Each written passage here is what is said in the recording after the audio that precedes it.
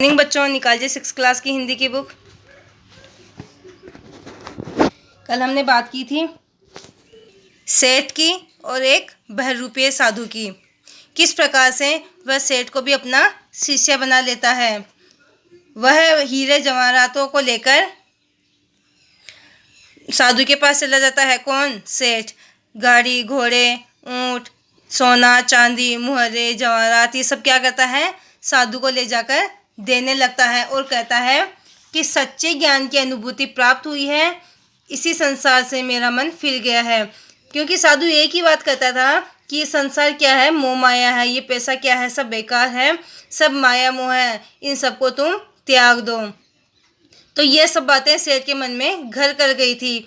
तो वह सेठ ने क्या किया था, अपने जितने भी जेवर थे, गहने थे, घोड़े थे, हाथी थे, उन सबको ले जाकर साधु के पास में रख दिए और कहा, झूठ कपट से मैंने जो धन कमाया है वह सब आपके चरणों में मैं रख रहा हूँ। आगे देखिए, इसका जो भी चाहे आप कर सकते हो। आप जो भी चाहो इस धन का प्रयोग कर सकते हो। चाहो तो गरीबों में बांट सकते हो, चाहो तो मंदिर बनवा सकते हो। मुझे बस अपना शिष्य बना लो। बस सेठ क्या कहता है कि तुम मुझे अपना शिष्य बना लो, क्योंकि तुमने मेरी पत्नी को ठीक किया है, तुम में बहुत जादू है, तुम कुछ भी कर सकते हो। गंभीर स्वर में साधु ने उत्तर दिया, जिस धन को मैं तुझे त्यागने का उपदेश देता हूँ, तू उसी माया से मुझे क्यों फंसा रहा है।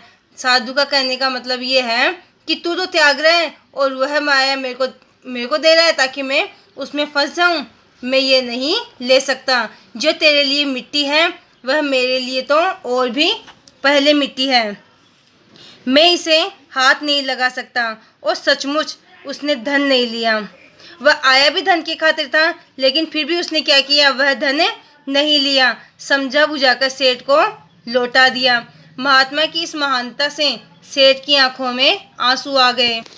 सेठ की आंखों में आंसू आ गए। अगले दिन जब सेठ आया तो साधु का कहीं पता नहीं था।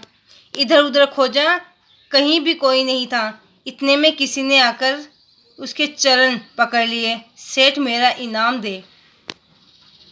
अचानक से जब सेठ साधु के पास गया, लेकिन साधु वहाँ नहीं मिला और पीछे से कोई आकर सेठ के चरण पकड़ लेता है और कहता है कि सेठ मेरा इनाम दे।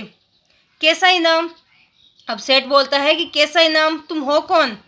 सेठ ने आश्चर्य से उस व्यक्ति से पूछा, कसूर माफ़ करना सेठ जी, मैं वही कल वाला महात्मा साधु हूँ।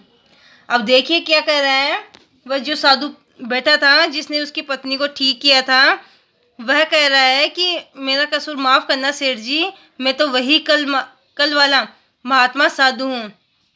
मैं साधु वाधु कुछ नहीं, आपका सेवक बहरूपिया हूँ। जब आप जैसे चतुर आदमी को मैंने धोखा दे दिया तो मुझे अपनी कला का बहुत बड़ा इनाम मिलना चाहिए।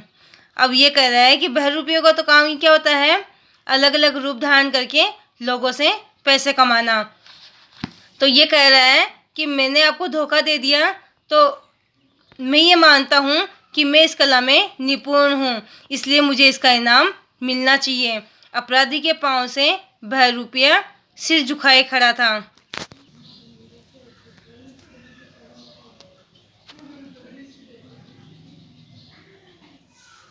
सेठ आश्चर्य से उसकी ओर देखा और बोला, इनाम तो मैं तुझे दूंगा, सचमुच तूने अपने काम में कमाल कर दिया।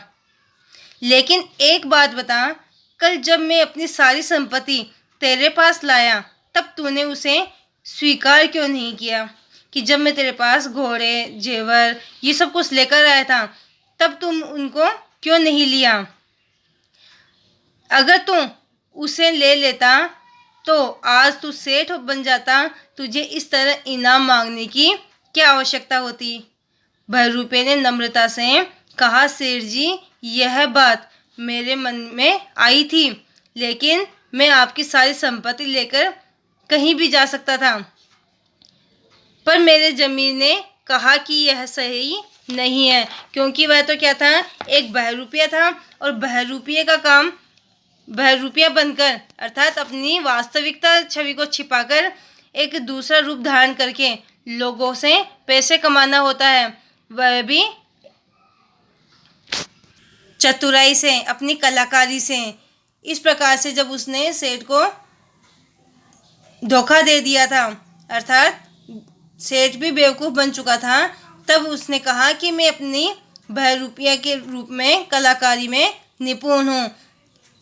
इस वजह से मैं जो कमाई लूँगा वह मेरी मेहनत की कमाई से ही लूँगा। मैं आपको धोखा देकर आपका सारा धन नहीं ले सकता था। यह बात कही थी किसने? बहरूपिये ने। आगे की बात हम कल करेंगे। Thank you.